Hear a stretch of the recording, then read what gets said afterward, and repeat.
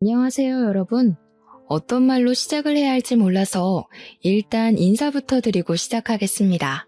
제가 겪은 시집살이는 여러분께서 어떻게 생각하실지 모르겠지만 정말 지옥 같았고 2번 다시는 겪고 싶지 않은 일들이었답니다. 나름 시원한 복수를 하기도 했고 어딘가에 자랑을 하고 싶었지만 마땅히 제 이야기를 순수하게 즐기며 들어줄 사람들이 없어서 이곳에 이렇게 썰을 풀게 되었습니다. 오늘만큼은 제 이야기를 들어주시는 여러분들이 저의 절친이라는 생각을 해보면서 사연을 적고 소개를 해드리도록 하겠습니다. 처음에는 착한 며느리가 되고 싶어서 자중했지만 시간이 지날수록 점점 도가 지나치는 시댁을 보면서 변해버린 제 모습까지 여러분들께서 응원해주시면 고맙겠습니다. 지금의 저는 자존감을 되찾아 제 행복을 찾아 살아가고 있지만 지난 과거를 생각해보면 참 미련 곰탱이가 따로 없었던 것 같기도 합니다. 저처럼 시댁에서 벗어나지 못하는 수많은 며느리들을 위해 제 이야기를 바치며 이야기를 시작해보겠습니다. 저는 어릴 때 집안 사정이 매우 힘든 집안에서 태어나 남들 다 해보는 피아노 학원 한번 다녀보지 못하고 자랐습니다. 물론 부모님께서 제가 졸랐다면 허리띠를 질끈 묶고 저에게 피아노를 가르쳐 주셨겠지만 저는 어릴 때부터 눈치만큼은 기가 막히게 좋아서 부모님의 속을 썩이고 싶지 않았습니다. 저희 아버지께서는 대형 화물 트럭을 운전하시던 분이셨는데 지금이야 임금도 꽤 많이 오르고 노동력을 인정받아 벌이가 되는 걸로 알고 있습니다. 하지만 제가 어릴 때까지만 해도 화물 트럭을 운전하는 운전수들은 박봉에다가 일을 하루에 12시간 이상씩 해야 했으며 항상 집에서 쪽잠을 주무시고 출근을 해야 했습니다. 모든 가족들이 다 그렇게 힘들게 살았을 거라 예상합니다. 더군다나 보통은 본인 화물차를 끌고 다니기 때문에 차량 운행비가 절감이 되었지만 저희 아버지는 억대에 다다르는 차를 살 돈이 없으셨기 때문에 차량을 대여해서 화물 운전을 하셨고 차량 대여비 또한 만만치 않았습니다. 몇 번이고 어머니께서는 다른 일을 하길 권유하셨지만 아버지께서는 게으른 건지 아니면 용기가 없는 건지 지금의 생활을 정리하고 새로운 걸 하시길 거부하셨습니다.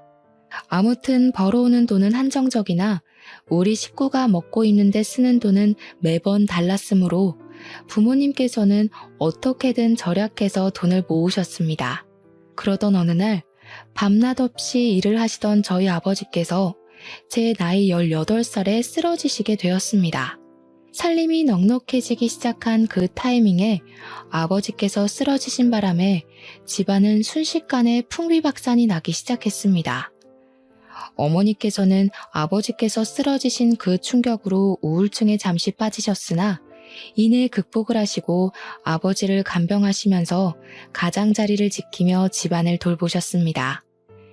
일을 하랴 아버지 간호를 하랴 정말 정신없이 지내셨고 자연스럽게 저는 남동생을 챙기면서 공부보다는 아르바이트를 하며 생활비를 보태는 것에 집중을 더 하게 되었습니다. 아버지께서 의식이 없었기 때문에 들어가는 약값도 어마어마하게 비쌌고 어머니께서 혼자 벌어서 저와 남동생의 공부를 시키기에는 부담이 꽤 컸습니다.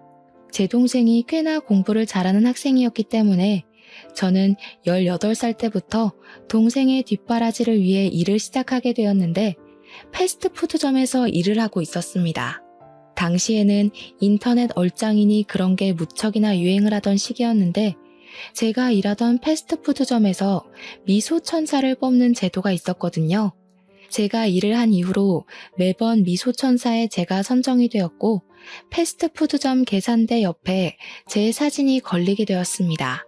제 입으로 말을 하기 부끄럽긴 하지만 그 당시에 제가 인기가 무척이나 많았고 키도 168cm로 꽤 컸으며 마르고 예쁜 얼굴에 속해 있었습니다. 오죽하면 다른 카페들이나 음식점에서도 저를 아르바이트생으로 쓰고 싶다며 월급을 더 많이 주겠다고 공작이 들어오곤 했었습니다. 저를 좋아하던 학생들이 저를 보기 위해서 제가 아르바이트를 하는 가게에 온다는 게 사장님들 사이에서 소문이 날 정도였으니 어느 정도인지 예상이 가시나요? 제 입으로 말하기가 민망해서 그렇지 아직도 고등학교 때 친구들을 만나면 제 외모 이야기를 할 정도랍니다. 그런데 학생이 패스트푸드점에서 일을 해봐야 벌면 얼마나 벌겠습니까? 그러던 도중에 저에게 아주 솔깃한 제안이 하나 들어왔습니다. 바로 인터넷 쇼핑몰에서 들어온 제의였는데 쇼핑몰 모델 일을 하면 한 달에 월급을 200만 원씩 챙겨주겠다는 제안이었습니다. 패스트푸드점에서 일주일 내내 쉬는 날 없이 학교 끝나고 마감까지 일을 해도 한 달에 70만 원을 벌까 말까 하는데 월에 200만 원이면 정말 큰 돈 아니겠습니까? 솔직히 조금 이상한 곳은 아닐까 의심이 가기도 하고 걱정이 되었는데 진짜 유명한 쇼핑몰이었고 사장님께서 직접 저를 찾아와서 명함을 주셨습니다. 그 사장님 또한 인터넷에 검색을 하면 심심찮게 등장하시는 유명한 분이셨기 때문에 저도 안심을 하고 쇼핑몰 모델 일을 시작했습니다. 만만하게 생각했는데 쇼핑몰 모델 일은 예상보다 훨씬 더 힘든 일이었습니다. 쉬지 않고 포즈를 바꾸는 것은 물론이고 화장이랑 머리도 매번 손을 봐야 했거든요. 옷도 한두 벌만 입는 것이 아니라 한 번 촬영에 나가면 여러 벌을 갈아입고 사진을 찍어야 해서 정말 조금의 오버를 보태서 50벌씩은 넘게 입어보는 것 같았습니다. 몇 시간씩 조명을 맞으면서 높은 구두를 신고 포즈를 신경 써서 표정까지 완벽하게 사진을 찍는다는 건 쉬운 일이 아니었습니다. 야외에서 촬영이 이루어지기라도 하면 정신없이 움직여야 하고 옷을 갈아입을 공간이 없어서 불편하고 고생이 엄청났습니다. 연예인들은 어떻게 이런 일을 매일같이 수십 번씩 하는지 대단하다는 생각이 들 정도였습니다. 저는 18살 때부터 일을 시작해서 그런 건지 생각보다 주위 사람들의 도움도 많이 받게 되었고 다른 모델 언니들도 저를 귀여워해 주셨습니다. 덕분에 빠르게 쇼핑몰 일에 적응을 할 수 있었고 제 나이 23살이 되었을 때엔 젖살도 빠지고 미모에도 물이 올라서 쇼핑몰계에서는 꽤 유명한 모델이 되었습니다. 정말 제가 그때의 사진을 돌려보면 어떻게 이리 이쁠 수 있을까 싶을 정도로 제 외모가 완벽하게 피어올랐던 시기였습니다. 그때 당시에 저를 추종하던 팬들도 생겼는데 쇼핑몰 사무실로 저에게 선물을 보내주는 사람들도 있었고요. 저를 찾아와 주시는 분들도 있었습니다. 길에 가다가 마주치면 커피라도 한 잔 사주시려고 하시고 팬이라고 편지도 주시고 정말 연예인 못지않은 인기를 누렸습니다. 대학을 가지 않고 바로 일에 뛰어들기를 잘했다고 생각할 정도로 저는 과분한 사랑을 받았고 제 팬들이 늘어날수록 저의 월급도 늘어나게 되었습니다.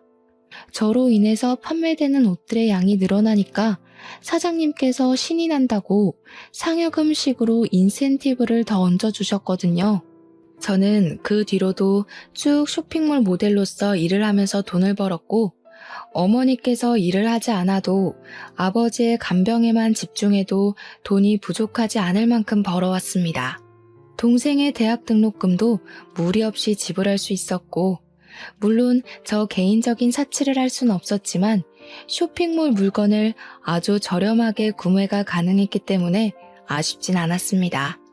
그렇게 몇 년을 더 고생한 결과 26살까지도 열심히 쇼핑몰 모델로서의 유명세를 유지하고 있었는데 중간중간에 얼굴에 주사도 맞고 하면서 미모를 유지하고 있었습니다. 그 당시에 잡지 같은 데에 촬영 제의가 들어오기도 해서 미용실에 가면 있는 여성 잡지들 한편에 제 사진이 실리기도 하는 영광을 맛보았죠. 연예인을 하자고 소속사에서 콘택트가 오기도 했었는데 촬영을 몇 년간 해보니 연예인은 도무지 업으로 삼진 못하겠더라고요. 제가 26살이 된 그때 사장님께서 저에게 한 남자를 소개해 주었는데 그게 바로 제 남편이었습니다. 남편은 저를 예전부터 사진으로만 보다가 실제로 보니까 연예인을 보는 기분이라면서 저를 만나는 게 소원이었다고 띄워주곤 했습니다. 사장님 지인이라 처음에는 어색하게 대하긴 했지만 계속해서 보다 보니 주접을 떠는 모습까지도 부담스럽지 않게 위트 있고 재미가 있더라고요. 원래 같이 있을 때 재미있는 남자가 자꾸 보고 싶은 남자고 궁금해지는 남자 아니겠습니까? 저는 자연스럽게 남편에게 스며들게 되었습니다. 남편은 내노라 하는 4년제 대학을 졸업을 하고 전공을 살려서 대기업에서 일을 하고 있다고 소개를 받았습니다. 저는 보통 그런 사람들은 공부만 진창한 느낌이라 뭐랄까 정말 재미도 없고 분위기 어색하게 만드는 재주가 있을 거라고 예상을 했거든요. 하지만 제 남편은 저를 편안하게 만들어주고 무엇보다 분위기를 띄우는데 상당한 재주가 있었던 사람이라 모든 사람들과 잘 어울리는 외향적인 성격을 가지고 있었습니다. 처음에 사장님께서 공돌이라고 했기 때문에 아예 관심조차 가지지 않으려고 했었는데 반전인 매력이 있었던 것이죠. 외향적인 성격으로 저에게 계속해서 들이대는 남편을 저는 결국 받아주게 되었고 저희는 연애라는 것을 하기 시작했습니다. 그동안은 제가 사는 게 바빠서 연애를 할 생각도 하지 못했었는데 어느 정도 삶의 여유가 생기기 시작하니까 저도 사랑이라는 것을 해보고 싶다는 생각을 가지게 되었습니다. 처음 데이트는 어색함 투성이었지만 두 번째, 세 번째 만남이 지속될수록 우리 남편이 정말 진국인 사람이구나, 너무 사랑스럽다 하는 생각을 하게 되었습니다. 그렇게 2년이라는 시간 동안 연애를 했고 제 나이 28살이 되던 해에 남편에게 프로포즈를 받게 되었습니다. 그 당시에 저는 이미 나이가 꽤 있었기에 쇼핑몰 모델로서 일을 하기엔 어려움이 있어서 후배들을 양성하는 취지로 일을 하고 있었습니다. 촬영장을 따라다니면서 포즈에 대한 조언도 해주고요. 전체적인 스타일을 잡아주는 일도 겸하고 있었습니다. 아주 가끔 가다가 저에게 어울리는 옷이 있을 때만 촬영에 나가고 있었기 때문에 제 인생의 전환점이 필요한 시기라고 느끼고 있었습니다. 저희 어머니께서도 이만 하면 열심히 살았다면서 제가 돈을 벌어서 동생 대학을 졸업시키고 뒷바라지를 쭉 해오고 있었기 때문에 앞으로는 제가 하고 싶은 걸 하면서 살라고 하셨습니다. 그래서 저는 남편의 프로포즈를 받아들여 결혼을 하기로 결심하게 됐고 군대를 다녀오고 대학까지 졸업을 한 남동생이 앞으로 어머니를 잘 챙기길 바라면서 결혼을 했습니다. 그때까지도 저희 아버지는 10년이라는 세월을 누워서 의식도 없이 버텨내고 계신 중이었습니다. 하루하루 말라가고 몸에 욕창이 생기는 아버지를 보면서 가슴 아파하며 지냈지만 결혼은 또 다른 문제였기 때문에 열심히 진행을 했습니다. 아버지 없는 상견례 자리가 조금 마음이 욱신거렸고 버진로드를 아버지의 손을 잡고 건널 수 없음이 슬펐지만 저는 결혼을 하고 신혼생활을 즐기고 있었습니다. 하지만 하늘도 무심하시지 결혼한 지 4개월밖에 되지 않은 시점에 아버지께서 돌연 세상을 떠나시고 말았습니다. 어머니께서는 아버지께서 제가 결혼을 할 때까지 버틴 것 같다고 너무 슬퍼하지 말라 하셨지만 그게 어찌 마음대로 되겠습니까? 평생을 고생만 하다 돌아가신 우리 아버지가 안쓰러워 어쩔 줄 모르고 내내 울었습니다.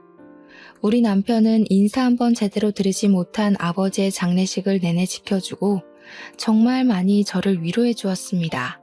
회사 일로도 힘들고 벅찼을 텐데 단 1분도 쉬지 않고 제 옆을 지켜주며 제가 외로움을, 슬픔을 느끼지 않게 하려고 노력해주는 남편에게 너무나도 고마웠습니다. 이 고마운 감정을 정말 어떻게 표현을 해야 할지 모를 정도로 말입니다. 저는 더욱 남편을 의지하고 사랑하게 되었습니다. 장례식이 다 끝나고 저는 시부모님께 와주셔서 감사하다고 인사를 드리러 시댁에 방문을 하게 되었는데 그때 예상치 못하게 처음으로 혼이 나게 되었습니다. 그때부터 제가 상상도 하지 못한 시집살이가 시작되었던 것이었습니다. 시모는 저에게 우리 아들이 외벌이로 일을 하느라 힘이 들어 죽겠는데 장례식장까지 지키고 있어야지만 속이 시원했냐고 하시더라고요. 내가 우리 아들 보고 얼마나 가슴이 아팠는지. 부조만 하고 가려고 들렀다가 아들 고생하고 있는 거 보니까 마음이 다 짠하더라. 얼마나 피곤하겠니? 일주일 내내 출근하고. 아휴, 그게 무슨 소리야, 엄마. 내가 당연히 장인어른 장례식을 지켜야지. 그럼 누가 지켜? 얘가? 내가 지금 내 며느리한테 잔소리하는데 네가 왜 끼어드니? 가만히 있어. 무슨 모델이랍시고 설치던 것도 마음에 안 들어 죽겠는데 남편한테 힘들지 않냐고 집에 가서 쉬라는 소리도 안 하고 말이야. 손님 맞이까지 시키는 게 말이 되니? 우리 아들이 왜 육개장을 날라야 하는데? 시모가 너무 매섭게 저에게 화를 내면서 이야기를 하니까 저도 너무 당황스러웠습니다. 거기다가 그때는 제가 결혼한 지 4개월밖에 되지 않았던 시점이었을 때라 아무것도 모르고 시모의 말에 놀라서 죄송하다고 사과를 드릴 수밖에 없었습니다. 죄송합니다, 죄송합니다 하다 보니까 시모 눈에 제가 만만하게 보인 건지 시모가 화만 내면 제가 자동으로 고개를 숙이니 만만한 애구나 싶었던 겁니다. 그 뒤로부터 저에게 아버지가 돌아가신 것을 핑계 삼아서 시부모를 더 잘 모시면서 지내라고 하더라고요. 보통은 아버지가 안 계시니까 친정어머니를 잘 보살펴라 하는 말을 하지 않나요? 저희 시부모님은 본인들을 더 챙기라고 하셨습니다. 저에게 번듯한 대학을 졸업한 남동생이 있지 않냐고 원래 부모는 남자 쪽이 챙기는 거라면서 저한테는 본인들을 챙기라고 하더라고요. 듣다 못한 남편이 제 편을 들어주면서 잔소리 좀 그만하라고 장모님도 잘 챙길 거고 효도도 알아서 할 테니까 그만하라고 중재를 해주었습니다. 남편이 나서자 시모는 더욱 뾰족한 말투로 저에게 잔소리를 하셨죠. 본인 아들을 어떻게 휘어잡은 거냐면서요. 그날 집으로 돌아오면서 남편은 저에게 연신 미안하다는 말을 뱉었습니다. 자기가 부족해서 그런 소리를 듣게 했다면서 앞으로는 이런 일이 벌어나지 않도록 잘 막아주겠다고 약속을 꼭꼭 걸더라고요. 사실 시댁에서 남편이 중재를 해주었다는 것만으로도 고맙고 든든했는데 앞으로는 더 잘해주겠다고 하니까 저도 믿게 되더라고요. 더군다나 진심으로 이야기를 해주니 시댁에서 혼나서 우울했던 기분들이 전부 사르르 녹는 것 같았습니다. 든든한 제 편이 존재한다는 게 참으로 좋더라고요. 남편은 제 남동생이 일을 시작해서 저희 어머니를 부양하고 있는 걸 보고 사회초년생이 무슨 돈이 넘쳐서 오롯이 부담을 하겠냐고 하더라고요. 저도 남편에게 그럴 필요 없다고 결혼 전에 모아두었던 돈을 남편과 상의 후에 친정에 다 드리고 왔었는데 그 이야기를 했습니다. 그래도 결혼 전에 모은 돈이 꽤 있어서 당장 부족하진 않을 거라고 걱정하지 말라고 했더니 남편은 그건 또 도리가 아닌 것 같다고 했습니다. 우리 형편이 지금 넉넉하기 때문에 용돈 드리는 부분을 걱정하지 않아도 될 것 같다고 남편이 꼭 우리 어머니께 용돈을 드리고 싶다고 하는 겁니다. 그러면서 매달 50만 원씩 드리겠다고. 우리 남편이 대기업에 다니고 있어서 연봉이 꽤 높았거든요. 시댁에도 50만 원, 친정에도 50만 원을 드리겠다고 하니 저야 뭐 고마웠죠. 생활비 받아 쓰는 데엔 문제가 없었으니까요. 그렇게 우리 둘이 잘 정하고 상의까지 끝마쳤는데 이걸 시모가 어떻게 알았는지 저에게 전화가 와서는 소리를 대뜸 지르시더라고요. 너 지금 제정신이니? 우리 아들이 뼈 빠지게 고생해서 벌어온 돈을 왜 친정에 갖다 준다고 그래? 제가 주라고 한 게 아니라요. 그이가 양가에 용돈을 드리자고 한 건데요. 예, 그럼 말렸어야지. 그이가 어머님께도 드린다고 저희 친정에도 보내고 싶다고 한 거예요. 제가 공평하게 주자고 한 게 아니라요. 얘가 내 아들이니까 당연히 나한텐 줄 수 있지. 근데 너네 엄마는 아니잖아? 저는 어이가 없었습니다. 너네 엄마라는 호칭이 가당키나 한 말인가요? 어떻게 사돈어른도 아니고 너네 엄마라고 말을 할 수 있는지. 저희 친정어머니는 시모가 앞에 없어도 항상 안사돈 하면서 호칭을 꼬박꼬박 불러주시는데 그것도 제 앞에서 너네 엄마. 저는 시모에게 남편이랑 이야기를 해보시라고 남편에게 분명 용돈 안 드려도 된다고 했다.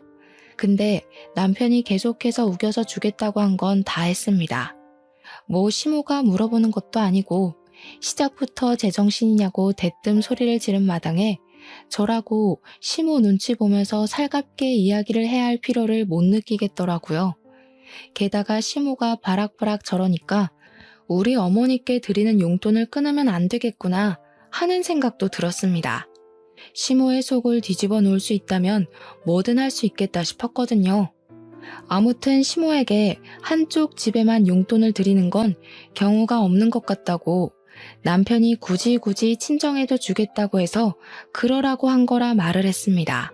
그러자 시모가 갑자기 하하면서 기가 차다는 듯 웃는 게 아니겠습니까? 너 지금 나한테 경우 없다고 말을 하는 거니? 저는 그런 말 한 적 없어요, 어머님. 경우가 없다며 경우가. 그 말이 그 말이지. 애가 고졸이라더니 못 배워서 그런 거니? 할 말 못할 말 구별을 못하네. 솔직히 네가 얼굴 빼고 볼 게 뭐가 있어? 그것도 뭐 죄다 성형수술한 거 아니니? 내가 살아온 연륜이 있어서 딱 보면 척아는데 너 얼굴 죄다 손본 거잖아. 그러면서 제 외모에 대한 공격을 시작하는데 저 정말 맹세코 얼굴에 주사는 몇 번 맞아본 적 있어도 수술은 해본 적이 없었거든요. 굳이 이 얼굴로도 충분히 잘 먹고 잘 사는데 제가 그 큰 돈을 주고 성형을 할 필요를 못 느낀 탓이 컸습니다. 그런데 시모의 성형 공격이 더 어이가 없었던 이유는 시모야말로 어디서 이상하게 성형수술을 받은 탓이 얼굴이 완전히 무너져 내려 있었거든요. 코는 이미 수축이 와서 들창코가 되어 있었고 얼굴 주름이 하나 없이 팽팽한데 목주름은 쭈글쭈글했고요. 저 눈이 감기나 의심이 들 만큼 쌍꺼풀이 크게 잡혀 있었습니다. 살아온 연륜 때문에 아는 게 아니라 그냥 수술을 많이 해서 아는 게 아닌가 싶을 정도였습니다. 제가 아무 소리도 하지 않고 전화기만 들고 있었더니 저한테 찔려서 그러냐고 물어보시더라고요. 설마 남편은 제가 성형한 거 모르는 건 아니냐면서 설레발을 치셨습니다. 여우가 따로 없다면서 혀를 끌끌 차는데 기분이 팍 상해버렸죠. 어머님, 저 얼굴에 칼 안 댔어요. 가끔 보톡스 같은 건 맞아봤어도 얼굴에 어머님처럼 실리콘은 안 넣었습니다. 뭐가 어째? 야, 너 지금 뭐라고 그랬어? 어머님, 제가 나중에 좋은 병원 하나 소개해드릴까요? 그 병원이 제 수술로 진짜 유명한 병원인데 들창코도 고쳐주고 안 감기는 눈도 고쳐준대요. 어머님께서 거기 방문하셔서 재건 수술 받으시는 게 좋을 것 같아요.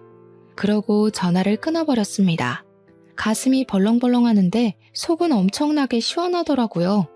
그래도 말을 뱉어놓고 찔리긴 했죠. 시모가 어떤 식으로 받아칠지 몰랐으니까요. 남편이 퇴근하고 오자마자 이야기를 전달해주니 깔깔 소리가 나게 웃는 게 아니겠습니까? 와, 그거 우리 엄마 콤플렉스인데. 우리 엄마 코 수술이 잘못돼가지고 들창코가 된 거거든. 무슨 실리콘이 어떻게 됐다나 뭐라나. 그러면서 저에게 너무 신경 쓰지 말라고 자기가 잘 막아주겠다고 이야기를 해주어서 일단 한시름 놓게 되었습니다. 아니나 다를까 며칠 뒤에 시댁에서 주말에 밥을 먹자며 부르시길래 어떤 말을 하실까 싶어 잔뜩 긴장을 하고 시댁에 방문하게 되었습니다. 시모가 저를 보자마자 아주 잘 걸렸다는 얼굴로 내 아들 앞에서도 한번 말해봐라 하시더라고요. 저는 무슨 말인지 모르겠다는 듯이 시모를 쳐다보니까 가증스러운 얼굴 하지 말고 전화에 대고 말했던 것처럼 한번 해보라고 하시대요. 내 얼굴이 뭐가 어쩌고 어째? 왜? 재수씨가 뭐라고 그랬는데? 아, 별말 아니던데? 엄마 코가 들창코잖아. 재수술 잘하는 좋은 병원 소개해준다고 그랬대. 남편이 먼저 선수를 치면서 아주버님에게 이야기를 하자 시모가 헐 대놓고 소리를 내더라고요. 아주버님은 눈치가 없는 건지 일부러 그러는 건지 그거 좋은 생각이네 하면서 식사를 하시는데 일단 악의적인 발언은 아닌지 별 생각 없어 보이는 얼굴로 말을 하더라고요. 시모는 아들 새끼들 키워봐야 하나도 소용이 없다면서 다른 사람도 아니고 며느리가 자기 얼굴을 가지고 놀리는데 어쩜 자기 편을 한 번 안 들어주냐고 통곡을 하셨습니다. 밥상머리에서 갑자기 통곡을 하시니 시부가 나와서는 뭐가 이리 소란스럽냐고 무슨 일이냐고 물어보셨습니다. 그러니 시모가 또 이간질을 하고 싶은 건지 저를 혼내고 싶은 건지 똑같은 소리를 하시더라고요. 며느리가 글쎄 나한테 돼지코라고 재수술을 하라면서 내 얼굴을 가지고 놀리지 뭐야? 엄마, 말은 바로 해야지. 그렇게 왜곡을 해서 말을 하면 어떡해? 코 수술하기 좋은 병원 소개해주겠다고 한 걸 무슨 그런 식으로 비약을 해. 또다시 시끌시끌해질 조짐이 보이자 시부가 남편과 시모의 말을 딱 잘라 차단해버렸습니다. 그러길래 당신이 욕심을 적당히 냈어야지. 며느라가 너도 앞으로는 조심해서 말을 하도록 하는 게 좋겠구나. 저는 알겠다고 공손하게 대답을 했고 시모는 이 집에 자기 편 들어주는 사람이 하나 없다면서 나가 죽어야지라는 마음에도 없는 소리를 하시더라고요. 시모가 계속해서 구시렁거리는데 남편이랑 아주버님은 무슨 다른 세상에 계신 것처럼 무시를 하시더라니까요. 그런데 오히려 그런 태도가 시모를 더욱 건드리는 스위치를 누르는 행동이었던 것입니다. 저를 계속 째려보면서 꼬투리를 잡을 생각만 하고 있는 시모에게 아주버님이 갑자기 그러시더라고요. 자기가 할 말이 있어서 가족들 다 불러 모은 건데 분위기가 이상하다고 하시면서 결혼하려고 한다는 게 아니겠습니까? 아무렇지 않게 폭탄을 던지셨습니다. 시부모님이 놀래서 아주버님께 결혼이라고 했냐고 비혼주의자니 뭐니 하면서 가슴 선득하게 만들더니 진짜 결혼할 거냐고 어떤 아가씨냐고 캐물으셨습니다. 아주버님이 회계사로 일을 하고 계셨었는데 결혼하고 싶은 여자가 같은 회계사 사무실에 다니고 있는 여자라면서 간단하게 설명을 하시더라고요. 시모의 얼굴이 눈에 띄게 밝아지더니 입이 찢어질 것처럼 쫙 늘어나는 겁니다. 아이고, 우리 첫째 아들이 비혼이니 뭐니 결혼 안 하겠다고 해서 내가 얼마나 걱정을 했는데 너무 잘 됐다. 너무 잘 됐어. 거기다가 큰 며느리까지 회계사라고? 대학은 어디 나왔다니? 누구처럼 고졸이 아니라 어찌나 다행인지 모르겠다 정말. 사람이 참 치사하게 이런 걸로 나누면 안 되는 건 알지만 학벌을 무시할 수가 없더라. 기본 교양 차이가 워낙 나니까. 그 말을 하면서 저를 확 째려보시는데 도대체 제가 뭘 그리 잘못했다고 저러시는지 이해가 되지 않았습니다. 오죽하면 저희 남편이 화가 나서 학벌이 뭐가 중요하냐고 여기가 회사도 아니고 그런 거 따지지 말라고 했습니다. 그러니 시모가 학벌이 중요하지 안 중요하냐고 구시렁거리더라고요. 학벌이 왜 회사에서만 중요하니? 솔직히 너 서울대 나온 사람이랑 고졸인 사람이랑 같은 급이라고 생각하니? 월급부터가 차이 나기 시작해서 사람들의 인식 또한 차이가 나는 거란다. 누구는 좋은 대학 나와서 회계사라고 하는데 누구는 집에서 살림이나 제대로 하는지 몰라. 나도 말이야 이런 식으로 치사하게 차별하고 싶지 않거든. 근데 둘째 며느리랑 나랑 안 맞는 거 보면 딱 그 이유밖에 없는 거지. 학벌. 학벌에서부터 수준 차이가 난다 이 말이야. 나중에 남편에게 들은 이야기인데 시모가 뒤늦게 대학을 나와서 엄청나게 대학 부심이 있다고 하더라고요. 저도 그 말에 지금이라도 공부해서 대학을 갈까 싶은 마음이 들기도 했지만 저는 원래 공부에 그다지 소질이 없었기 때문에 해봐야 안 될 것 같아서 포기를 했습니다. 그렇게 몇 주의 시간이 더 지나고 시모가 신이 나서 주말에 시댁에 오라고 이야기를 하는데 평소에 시모가 저를 그렇게 신나서 부르는 일이 없어서 왜 그런가 했습니다. 무슨 일 있으시냐고 기분이 좋아 보이신다고 넌지시 한마디 건넸더니 제 형님 될 사람이 올 거라고 하더라고요. 아주버님이 진짜로 결혼하시는구나 싶었습니다. 저한테 일찍 와서 장도 보고 음식도 좀 하자고 하시길래 알겠다고 했습니다. 이런 거라도 제깍제깍 해야 점수를 딸 수 있으니까요. 주말에 일찍 가서 시모 따라서 장을 보는데 남편이 심심하다고 장 보는 길을 따라 나섰습니다.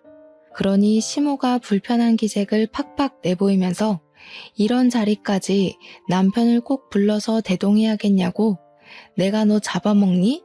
하면서 핀잔을 주시더라고요. 남편이 태연하게 무거운 거 들어주려고 따라가는 거라고 장 많이 볼 거라며 하면서 쓱 대꾸하니까 시모가 예전에는 그런 짓 안 하더니 변했다고 하시더라고요. 그러면서 속상하다 속상해 하시는데 제가 양파, 고구마, 재료들을 고를 때마다 이건 못생겼다, 이건 여기에 상처가 났다 하면서 트집을 잡으셨습니다. 이거나 저거나 다 똑같이 생겼는데 남편 때문인지 그냥 제가 마음에 들지 않아서인지 계속 트집을 잡으셨어요. 시댁에 와서 음식을 할 때에도 칼질을 똑바로 못한다고 어슷썰기를 해라, 채를 썰어라 계속 혼내기만 하셨고요.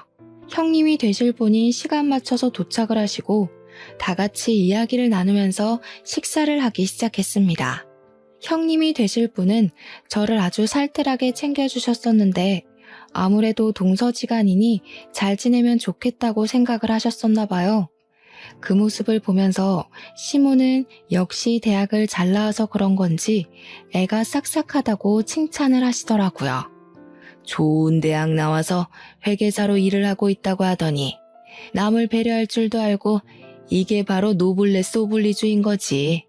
둘째 너는 이런 말 뜻은 아니? 제가 아무리 대학을 나오지 않았다고 해서 상식도 모르는 바보 멍청이는 아닌데 저를 막 무시하더라고요.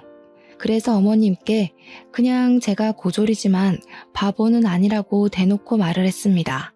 시모가 그 말에 갑자기 대학 안 나온 게 뭐가 자랑이라고 그렇게 큰 소리로 말하냐면서 부끄러운 것도 모른다고 하시더라고요.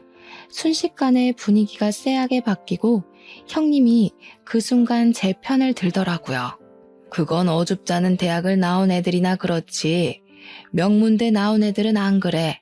순간 그 둘의 대화를 듣는데 속이 역하면서 체한 기분이 들었다고나 할까요? 토끼가 확 올라와서 화장실에 뛰어들어가 구역질을 시작했습니다. 그랬더니 시모가 뒤에서 적어보라면서 기본 교양이 없으니 이런 자리에서 구역질을 한다고 혀를 끌끌 차는 겁니다. 그런데 형님이 저를 빤히 보더니 혹시 임신한 거 아니냐고 물어보더라고요. 순간 시댁의 분위기가 180도 변했습니다. 곰곰이 생각을 해보니까 생리를 안 한 지 좀 됐더라고요. 제가 놀래서 벙찌고 있으니 시부가 얼른 간이검사 그거 해보라고 닥달을 하셨습니다. 남편이 문연 약국을 찾아서 임신 테스트기를 사왔고 저는 온 가족이 지켜보고 있는 데서 테스트기를 꺼냈는데 두 줄이 딱 떠 있는 겁니다. 너무나도 선명한 두 줄에 온 가족이 깜짝 놀랐습니다. 남편은 저를 얼싸안고 시부도 당장 병원부터 가보라고 난리에 형님과 아주버님도 축하한다고 해주셨습니다. 결혼한 부부 사이에 당연한 일을 가지고 너네 결혼한 지도 벌써 얼마나 지났냐? 유난 떨지 마라. 어머님 기쁘지 않으세요? 그냥 축하해 주세요. 다들 시모만 멀뚱히 보고 있으니 어쩔 수 없다는 식으로 시모가 저에게 임신한 거 축하한다고 하시더라고요.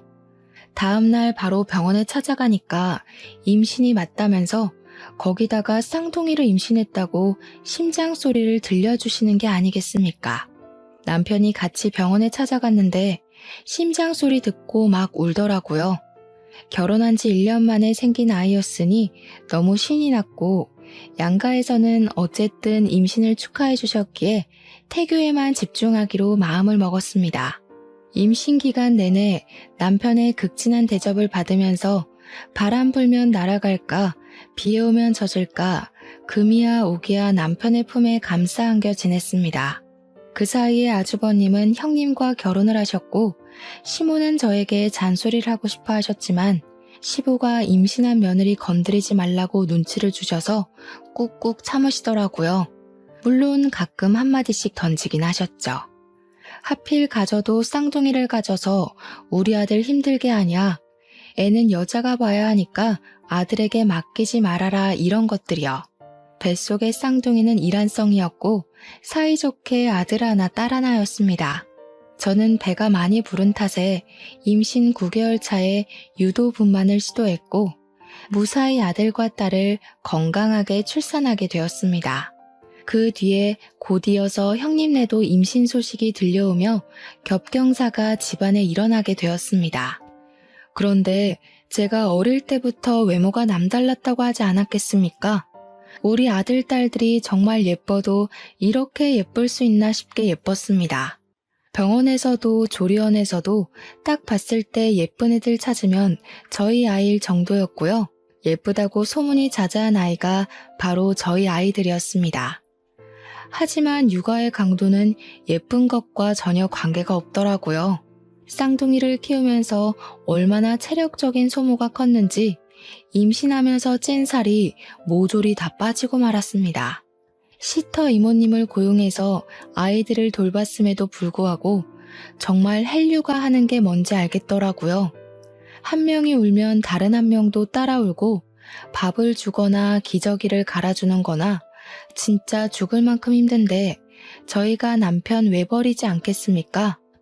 양가의 용돈을 드리면서 시터 이모님 월급까지 드려야 하니 경제적인 부담이 되기 시작했습니다. 남동생이랑 요즘 살림하기 힘들다 이야기를 하다가 남동생이 저에게 그러지 말고 아기들도 예쁘니까 애들 데리고 아이오 쇼핑몰을 해보라고 권유를 했습니다. 제가 원래 쇼핑몰 모델도 했고 그쪽에서 오랜 시간 일했으니 도매 쪽 일도 잘 알고 있었고요. 순간 훅 하는 마음이 들어서 남편을 붙잡고 이야기를 했는데 남편도 나쁘지 않은 것 같다면서 해보고 싶으면 해보라고 저를 응원해 주었습니다. 그래서 저는 남대문에 있는 아동복 상가를 돌아다니면서 옷을 구매했고 이제 돌이 된 아이들에게 입혀다가 사진을 찍었습니다. 쇼핑몰에서 일을 했던 경험이 있어서 그런지 사진도 꽤 잘 찍었고 보정도 조금 할 줄 알았거든요. 그리고 SNS에 사진을 올렸는데 제 팬이었던 사람들이 저를 어떻게 알고 찾아와서는 아기 낳았냐고 아기 옷 정보를 달라고 댓글을 달더라고요. 그래서 이때다 싶은 마음에 제가 이 아기 옷들을 팔아보려고 하는데 어떨 것 같냐고 은근히 팬들에게 물어보았더니 당장에 팔아달라고 사겠다고 손을 막 들더라고요. 바로 사이트를 오픈하기에는 실패의 두려움이 커서 SNS를 통해서 주문을 받은 만큼만 옷을 구매해 사람들에게 배송을 하기 시작했습니다. 처음에는 많이 알려지지도 않고 해서 20-30만 원의 수익만 나던 것이 4개월쯤 지나니까 100만 원이 넘는 돈이 수익으로 남더라고요. 장사가 점점 잘 되기 시작하면서 현금 영수증이나 카드 결제를 요구하는 사람들이 늘어나서 저는 사업자를 냈습니다. 정식으로 사이트를 오픈하고 모델은 저희 아이들로 촬영을 시작했습니다. 장사도 잘 되고 좋았는데 배송 물건 포장하는데 시간이 너무 오래 걸리더라고요. 저랑 남편이랑 둘이서 하니까요. 주문까지는 어떻게 잘 넘어가겠는데 배송이 오래 걸려서 어머니께 부탁을 드리니 친정 어머니께서 아르바이트를 흔쾌히 해주셨습니다. 저는 시급으로 계산해서 어머니 용돈을 챙겨드리고 일도 점점 늘리게 되었습니다. 그러다가 배송 나가야 할 짐이 집에 두기 어려울 정도로 불어나서 사무실까지 오픈을 하게 되었습니다. 그 사이에 형님도 출산을 하셨고 제 사업은 점점 커졌습니다. 형님이 출산을 하셨으니 병원에 시댁 식구들이랑 찾아갔는데 제가 신생아 옷을 잔뜩 사갔거든요. 형님께 선물이라고 저희 사이트에서 판매하고 있는 옷이랑 아기 액세서리 같은 걸 잔뜩 드렸더니 너무 좋아하시더라고요. 그래, 너 무슨 옷 같은 걸 판다면서? 군뱅이도 구르는 재주가 있다더니. 어머님, 군뱅이라뇨. 제가 얼마나 버는 줄 아시고 그런 소리를 하세요? 저 이제 꽤 버는 사장님이에요. 예, 말이 되는 소리를 해라. 고졸이 사업체 운영해봐야 뭘 안다고 그리 잘하겠니? 어디 가서 사기 안 당하게 조심이나 해라. 내가 너한테 바랄 건 그것뿐이다. 제가 물론 사이트를 오픈했지만 SNS 홍보도 하고 협찬이나 광고 같은 것도 잘 들어오거든요. 한 달 전에 광고나 협찬까지 붙으면 진짜 1,000만 원은 우습게 버는 수준이란 말입니다. 동서, 쇼핑몰 진짜로 잘 되던데. 새 상품 올라오는 날에는 대기해서 구매해야 되던데. 나도 사려다가 실패했어. 옷 사고 싶은 거 있으면 품절되고 그러더라. 워낙 시조카들이 예쁘니까 더 잘 되는 것 같아. 엄마 닮아서 얼마나 예뻐. 엄마를 닮긴 뭘 닮아? 완전히 우리 아들 닮았지. 고슴도치도 아니고 무슨. 객관적으로 보나 주관적으로 보나 우리 마누라 닮았지. 그랬더니 시모가 자기 편 들어주는 사람이 한 명도 없다면서 완전히 삐져서 집으로 가셨습니다. 형님도 괜히 불편하셨는지 저한테 시모 말 신경 쓰지 말라고 하시길래 그냥 끄덕이고 몸조리 잘하시라고 전한 뒤 집으로 돌아왔습니다. 그 뒤로 몇 개월이라는 시간이 훌쩍 지났고 저는 쇼핑몰 운영을 활발히 하면서 지냈는데 아이들이 모델로 있다 보니까 가끔 길 가다 보면 알아보는 사람들이 나타나곤 했습니다. 시댁 식구들이랑 전부 해서 큰 쇼핑몰에 가서 구경도 하고 밥도 먹고 하고 있는데 어떤 아기 엄마가 저에게 다가오더라고요. 땡땡 쇼핑몰 아기들 맞죠? 어머 사장님, 저 예전에 사장님이 쇼핑몰 모델 하실 때부터 팬이었어요. 사진 한 장 찍으면 안 될까요? 제가 당연히 좋다고 사진도 찍고 막 이야기도 나누고 했는데 그 아기 엄마 이후로도 2명 정도가 저에게 말을 걸었습니다. 그랬더니 시모가 그제야 슬쩍 저에게 물어보시더라고요. 너 그 쇼핑몰 정말 잘 되냐? 네 어머님, 저 요즘 순이익이 1,000만 원 넘게 나와요. 1,000만 원이라는 말에 시모가 헉소리를 내더니 그 뒤로 이상하게 미묘하게 달라진 태도로 저를 대하시더라고요. 그 쇼핑몰에 간 날 제가 시조카들은 물론이고 아주버님 부부의 시부모님까지 옷이며 밥이며 싹 사드리고 남편 명품 벨트도 턱턱 사줬거든요. 제가 그만큼 돈을 벌어서 가족들에게 쓰니 시모도 뭐라 구박하기가 애매하셨던 거죠. 그날 이후로 몇 주의 시간이 지나가는 동안 저에게 잔소리 한 번은 안 하시더라고요. 제가 이때다 싶어서 시모에게 저랑 같이 커피 한 잔 마시러 가자고 연락을 했더니 시모가 쭈뼛쭈뼛하게 그럴까? 하시면서 따라 나서시는 겁니다. 예전에 봐뒀던 예쁜 카페에 시모를 모시고 갔더니 세상에 이렇게 예쁜 카페는 처음 본다면서 되게 좋아하시더라고요. 커피가 나오고 잠시 침묵이 흘렀는데 시모가 슬쩍 저에게 그러시더라고요. 네가 그리 돈을 많이 버는 줄 몰랐지 뭐냐. 그래서 이런 곳도 자주 오고 그러니? 예전 같으면 아들 돈 쓴다고 잔소리를 했을 텐데 이제는 그런 말도 안 하시더라고요. 어머님, 이런 데 나오시니까 좋죠? 이제 저 그만 미워하시고 저랑 좋은 데 많이 다녀요. 형님도 아기 조금 더 크면 셋이 같이 다니면 좋잖아요. 시모가 그제야 킁킁하시면서 목을 가다듬으시더라고요. 사실 첫 술에 배부른 걸 바라진 않았지만 제 진심이 시모에게 통해지기를 바랬죠. 시모가 그날 저녁에 집에 돌아가서 문자 메시지를 저에게 보내셨더라고요. 너한테 그런 능력이 있는 줄도 모르고 고졸이라 무시했던 거 미안하구나. 원래 아들 가진 엄마 마음이라는 게 다 그런 거다. 우리 아들이 세상에서 제일 잘난 줄 알아서 그런 거야. 사과 문자라고 하기엔 뭔가 썩 사과같이 느껴지진 않았지만 제가 더 얄궂게 구는 건 아니다 싶어서 앞으로 사이좋게 잘 지내고 싶다고 답장을 보냈습니다. 그 뒤로 우리 집이고 시댁이고 용돈 척척 드리고 조카들 잘 챙기니까 시모가 더 이상 저를 구박하는 일은 사라졌습니다. 형님은 아이 키우느라 일을 그만두셨는데 경력 단절에 대한 걱정을 하시길래 나중에 회계사 사무실 재취업 안 되면 저희 사무실 와서 회계 좀 봐달라고 부탁드렸죠. 저도 따로 세무사에게 일을 맡기고 있었으니까 형님이 도와주시면 딱이었거든요. 그래, 집안에 사업하는 사람 있으니까 이건 참 좋네. 시모가 너무 뜬금없는 타이밍에 제 칭찬을 하니 가족들 모두 어리둥절해서 시모를 쳐다보고는 웃었습니다. 시모도 겸연쩍어 하시면서 깔깔 웃으셨고요. 지금은 저희 아이들이 6살이 되어서 유치원에 다니고 있는 중입니다. 아직도 저는 쇼핑몰을 운영하고 있고 고정적인 매출로 안정적으로 운영 중입니다.